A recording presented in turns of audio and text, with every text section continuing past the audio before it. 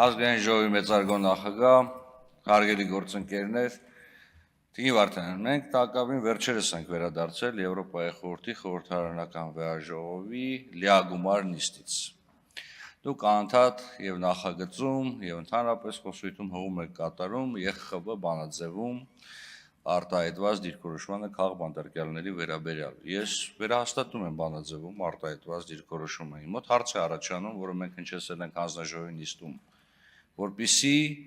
այդ բանաձևը կիրառելի լինի որևիցե փաստի նկատմամբ, որևիցե միջազգային կառույց ենթադրում է նախ եւ առաջ ԵԽԽՎ-ն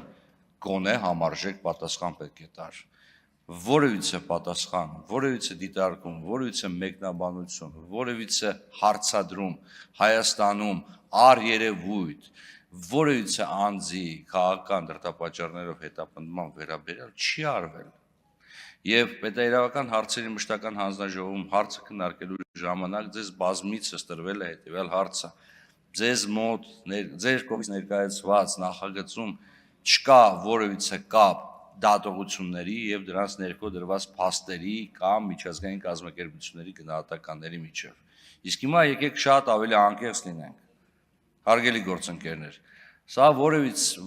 որերորդ դեպքն է, երբ մեր գործընկերները ներկայացնում են ազգային ժողովի հայտարարության նախագիծ, որի նպատակը ոչ թե այդ հայտարարության ընդունումն է, այլ գործընթացը, մասնավորապես լսումների կազմակերպումը։ Եվ ես բազմիցս դիմել եմ նաև իմ գործընկերներին, այդ թվում ձեզ, մեր ընդդիմադիր գործընկերներին, որ գուցե ազգային ժողովի կանոնակարգ օրենքում պետք է փոփոխություն կատարվի եւ պարզապես խմբակցության հնարավորություն տրվի լսումներ կազմակերպվի նստաշրջանի ընթացքում սահմանված թվով, առանց որևիցե նախագիծ ներկայացնելու, որովհետեւ դուք գեներացնում եք արհեստական տրաֆիկ ազգային ժողովում, արհեստական քննարկումներ։ Եվ Տիկին Վարդանյան, դուք իրոք մտածում եք, որ այս կարգի հայտարարությունը կարող է ընդունվի ազգային ժողովում։ Ազգային ժողովում նման հայտարարության ընդունելուց հետո պետք է առնվազն պաշտպան կարգի գլխավոր դատախազը, պաշտպան կարգի դատավորներ, գործընթացներ սկսեն իրավական ամբողջ պետաիրավական համակարգում։ Եվ վերջին հարցը, ինչի հետ համաձայն չէ պետաիրավական հանձնաժողովը, ես արդեն նշեցի, չկային որևիցե քաղաքական կապ փաստերի եւ ձեր կողմից կոչած դատողությունների միջև եւ ամենակարևորը դուք իրոք փորձում եք հավասարության նշան դնեք օրինակ Հայաստանի եւ ցանկացած այլ ավտորիտար պետությունների միջև, որոնցում կան հազարավոր քաղբանտարկյալներ եւ հավասարության նշանը այդուհանդերձ ոչ ձեզ, ոչ ինձ, ոչ էլ որևիցե մեկին պատիվ չի բերում։ Բայց